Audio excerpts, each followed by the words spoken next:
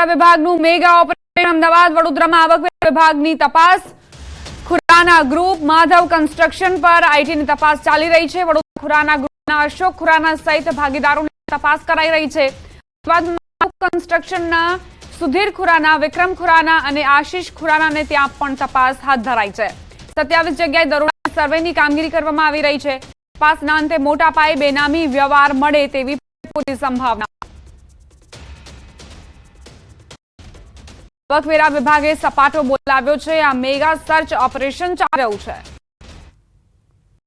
અમદાવાદ અને વડોદરામાં ઇન્કમટેક્સ વિભાગનું સર્ચ ઓપરેશન ચાલી રહ્યું છે। અમદાવાદમાં અને બરોડામાં કુલ મળીને 27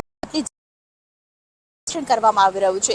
આ ઓપરેશન ખાસ કરીને ખુરાના ગ્રુપના સુધીર ખુરાના અને વિક્રમ ખુરાના વિરુદ્ધ કરવામાં આવી રહ્યું છે। આપ અત્યારે અમદાવાદ ગુલબાઈ ટેકરા વિસ્તારમાં આવેલા MS ખુરાના એન્જિનિયરિંગ લિમિટેડને જોઈ રહ્યા છો। આઈટી ટીમ હાલ તપાસ કરી રહી છે અને સાથે લેપટોપ સહિતની જેટલી પણ સાહિત્ય હશે, જેટલું પણ સાહિત્ય હશે, સાહિત્યની વિગત છે તે પણ મેળવવામાં આવશે। કામકાજ સમયસર ન થયા હોવાને કારણે કંપની જે છે ખુરાના ગ્રુપને તેને બ્લેકલિસ્ટ કરવામાં આવી હતી। હાલ તો ઇન્કમટેક્સ વિભાગનું સર્ચ ઓપરેશન ચાલી રહ્યું છે અને તેમાં માહિતી મળશે અને તેની સાથે ખાસ કરીને બેના વ્યવહારો થયા કે કેમ તે અંગે પણ મોટા સોદા થયા છે કે કેમ તે અંગે પણ માહિતી મળશે। દીપિકા ખુમાર, ન્યૂઝ 8 ગુજરાતી, અમદાવાદ। ખૂબ આકરી ગરમી પડશે। રાજ્યના ઘણા ભાગોમાં હીટવેવની આગાહી કરાઈ છે। તાપમાનમાં 2 થી 3 ડિગ્રીનો વધારો નોંધાઈ શકે છે। અમદાવાદ 4 દિવસ સુધી ગરમીનું ઓરેન્જ એલર્ટ રહેશે। ગુજરાતના 6 જિલ્લામાં હીટવેવની આગાહી કરાઈ છે।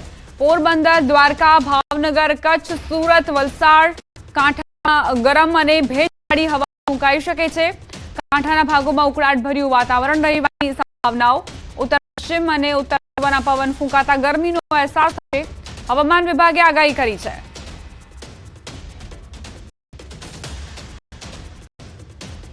अगर हम बात करें हीट वेव की, तो गुजरात रीजन में सूरत जो है 2 डिस्ट्रिक्ट साउथ गुजरात के, जिसमें अगले 5 दिनों तक हीट वेव कंटिन्यू करने के चांसेस हैं। साथ ही साथ सौराष्ट्र कच्छ के जो दक्षिणी हिस्से के जो डिस्ट्रिक्ट हैं कोस्टल एरियाज में, जैसे पोरबंदर, देन भावनगर, इन जगहों पे जो है और द्वारका, इन जगहों पे जो है 5 दिनों के लिए जो है हीट वेव वार्निंग जारी की गई है। साथ ही साथ अगले 2 दिनों के लिए कच्छ में भी जो है हीट वेव वार्निंग जारी की गई। સફાઈ કર્મચારીઓના પગાર મામલે આજે ફરી સફાઈ કર્મચારીઓ ચીફ ઓફિસરને મળ્યા હતા, જ્યાં પાલિકાએ અડધો પગાર ચૂકવીને કર્મચારીઓને શાંત કર્યા। સફાઈ કર્મચારીઓના 3 મહિનાનો પગાર જમા થશે। કાયમી સફાઈ કર્મચારીને 2 મહિનાનો પગાર જમા થશે। કાયમી સફાઈ કર્મચારીઓનો 5 મહિનાનો પગાર બાકી હતો। અગાઉ કર્મચારીઓએ પગાર મામલે પાલિકા સામે સૂત્રોચ્ચાર પણ કર્યા હતા।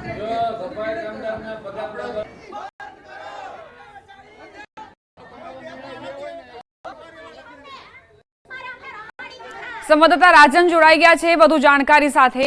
રાજન, કાયમી સફાઈ કર્મચારીઓએ વિરોધ કર્યો હતો અને હવે 2 મહિનાનો પગાર તેમના ખાતામાં જમા કરવામાં આવ્યો છે, શું જાણકારી? બિલકુલ, જોવા જઈએ તો ઘણા મહિનાનો પગાર બાકી, તો લગભગ 5 મહિનાથી બગસરા નગરપાલિકા દ્વારા સફાઈ કર્મચારીઓનો પગાર નહોતો કરવામાં આવ્યો। તેના કારણે છેલ્લા કેટલાક દિવસથી કર્મચારીઓ દ્વારા નગરપાલિકા પર પ્રેશર કરવામાં આવી રહ્યું હતું। ગઈકાલે એક રેલી પણ કાઢવામાં આવી હતી અને સૂત્રોચ્ચાર પણ કરવામાં આવ્યા હતા। એ જ રીતે આજે પણ થયું હતું, પરંતુ હવે નગરપાલિકાએ પગાર જમા કરાવ્યો છે અને બીજા પૈસા છે એ આગામી દિવસો જમા કરાવવાની વાત પણ કરી છે। આભાર રાજન જાણકારી આપવા માટે। તો ઘણા સમયથી સફાઈ કર્મચારીઓનો પગાર નહોતો થઈ રહ્યો। આખરે સફાઈ કર્મચારીઓ વિફર્યા અને વિરોધ કર્યો, બાંયધરી આપી છે પગાર ચૂકવણીની।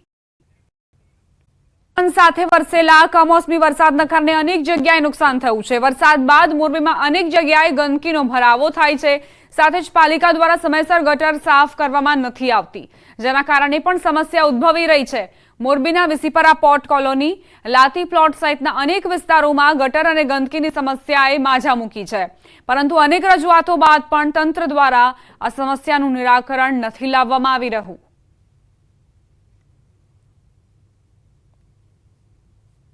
ઉડાવાડી લાઈન નેहरू ગેટ પાસે અમારી દુકાન છે। ત્યાં દરબારગઢથી જે પાણી આવે ને એ ટોટલી પાણી આ બાજુ વાંક વળે છે, પણ અહીંયા પાણીનો નિકાલ બંધ થઈ ગયો છે. રાજાશાહીમાં જે ઉગદો બનાવેલો છે ને નદી સુધીનો, તે આખો પેક થઈ ગયો છે, એટલે પાણી જાતું નથી. આમાં કાંઈ કહેવા જેવું જ નથી, કારણ કે મોરબી નગરપાલિકાના વહીવટદારો, મોરબીના ધારાસભ્યો કોઈ જાતનું ધ્યાન દેતા નથી. એટલી ગંદકી હદ વગરની ગંદકી છે. અવારનવાર રજૂઆત કરવાથી અમે સામાજિક કાર્યકરો થાકી ગયા છીએ હવે તો, કે શું કરવું, પબ્લિક ક્યાં જાય. એમાં પાછી મહાનગરપાલિકા કરી, નગરપાલિકામાં અમે હલાવી નથી શકતા, તો મહાનગરપાલિકા ક્યાં, પહેલાં વહીવટદાર તો મૂકો. 2006થી આ ગુજરાત મેરીટાઈમ બોર્ડની કોલોનીમાં વસાવટ કરું છું. છેલ્લા અમારા મેરીટાઈમ બોર્ડના આંગણે જ છેલ્લા 2 વર્ષથી પાણીની સમસ્યા, વરસાદ હોય કે ન હોય, ગટર ઉભરાવાનું સતત ચાલુ છે.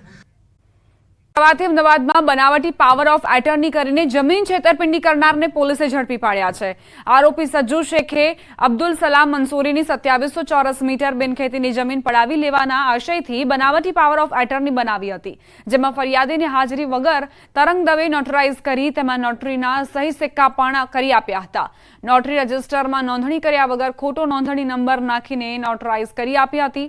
જમીનના રેકોર્ડ પર પોતાનું નામ દાખલ કરાવ્યું હતું. બાદમાં બંને આરોપીઓએ આ જમીનમાં લિટિગેશન ઊભું કરીને સમાધાન પેટે ₹12 કરોડની ખંડણી માંગી હતી. સમગ્ર ઘટનાની જાણ પોલીસે 2 આરોપીઓની ધરપકડ કરી છે. પોલીસને સજ્જુના ઘરેથી અલગ અલગ વ્યક્તિના નામે કુલ 6 દસ્તાવેજની ફાઇલો તેમજ ઓફિસમાંથી 85 જેટલા દસ્તાવેજ મળી આવ્યા હતા, જ્યારે આરોપી તરંગ દવેના ઘરેથી નોટરી રજીસ્ટર કરવાના 16 રજીસ્ટર મળી આવ્યા હતા, જે અંગે પોલીસે વધુ તપાસ શરૂ કરી છે.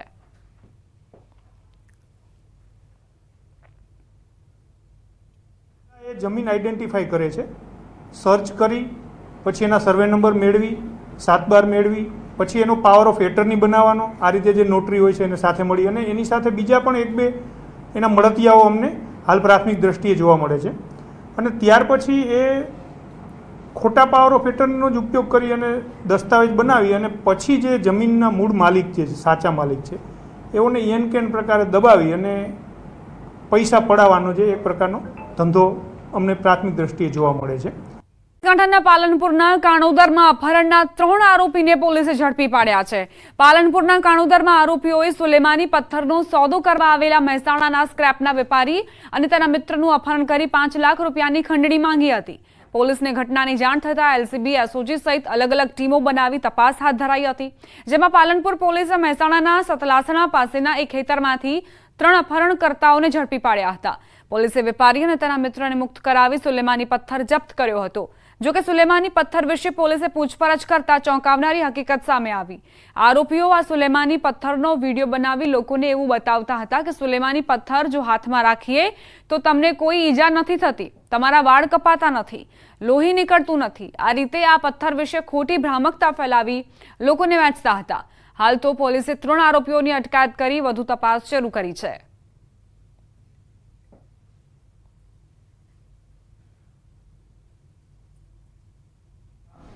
એક મિત્ર બંનેને બેસાડી અને અપહરણ કરી જબરજસ્તીથી લઈ જઈ મહેસાણા ખાતે લઈ જાય છે તેવી હકીકત તપાસ દરમિયાન પણ ખુલવા પામેલ છે.